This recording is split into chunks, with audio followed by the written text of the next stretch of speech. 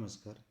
आपण CTT exam 2026 या टीचमेंटमधील ॲपमध्ये लॉग इन करत असताना शिक्षक असा पर्याय निवडला असल्यास त्यातून बाहेर कसे पडावे याबाबतीत हा व्हिडिओ बनवत आहे.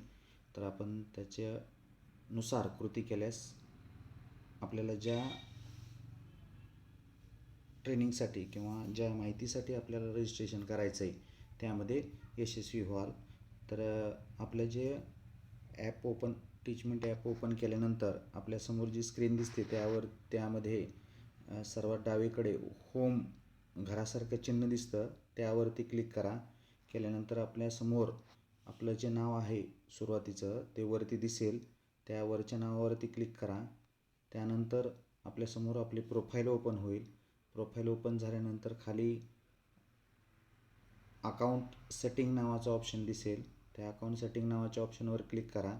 या ठिकाणी लॉगआउट हे दिसतं आहे, तर लॉगआउट न करता डिलीट अकाउंट हा पर्याय निवडा. म्हणजेच तुमचे अकाउंट डिलीट होऊन जाईल आणि तुम्हाला परत रजिस्ट्रेशन करण्यासाठी सोपं जाईल.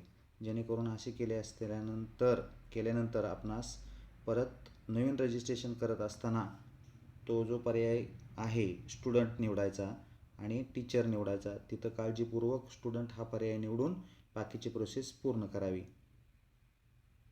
धन्यवाद.